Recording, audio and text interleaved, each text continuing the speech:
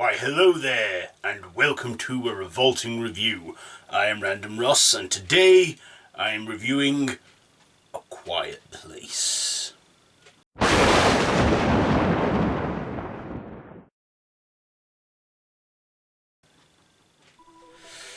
So, this is a post-apocalyptic science fiction horror,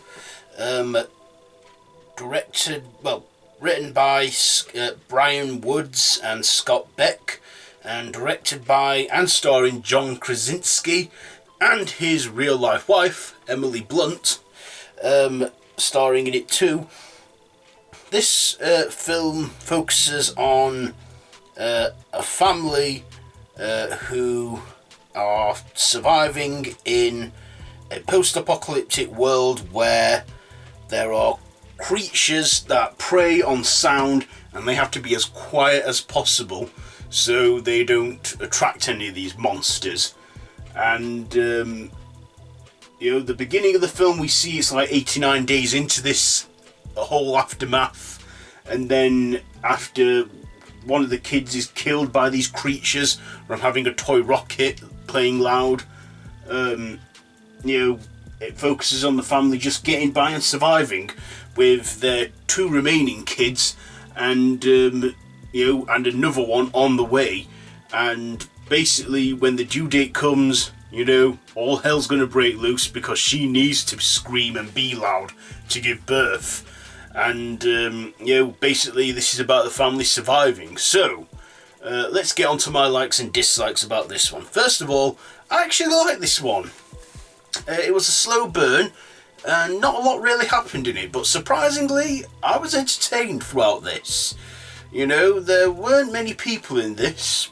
There was only, the family in it, and there was probably one old guy in this film that made a noise and attracted the creatures. But yeah, I thought this film was nicely made.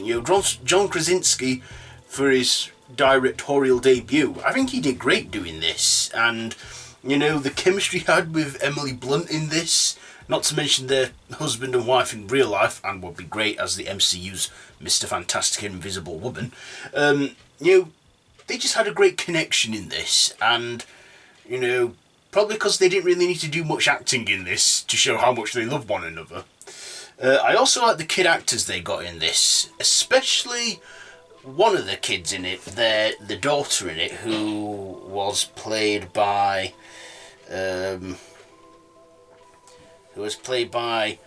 Millicent Simmons, who is deaf in real life. So she's really deaf, and she talks with all the signs and everything. That's another thing. They must have had to learn a lot of sign language and Makaton and what have you to do this film, especially to be quiet and silent, which is a great way of communicating when they've got to be quiet. I also thought the story to this was, now it's going to sound bizarre, but I sort of found it relaxing. Just a quiet film, being silent and quiet,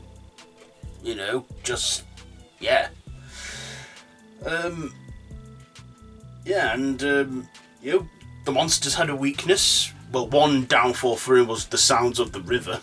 Apparently things moving like a river or something didn't attract them, probably because they thought there's nothing to prey on there.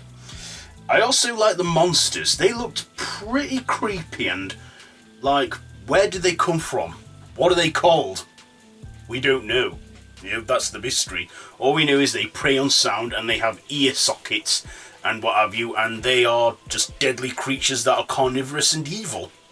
Until they find out that these creatures have a weakness, where a high frequency noise in the girl's hearing aid weakens them, so there is a way to kill them. And the way the film ended, it's like this time they're tired of hiding and running, now they're gonna fight. And it's pretty much leaving things open for the second film, which is coming out. That's why I revisited this one, and I decided to review it for that. I like the performances in this and the cinematography, and I like the creatures in this.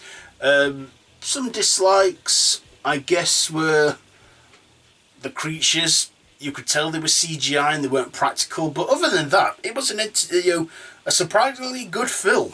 I mean, I've only watched it twice. I watched it once when it came out, and then I rewatched it very recently to do this review. But I just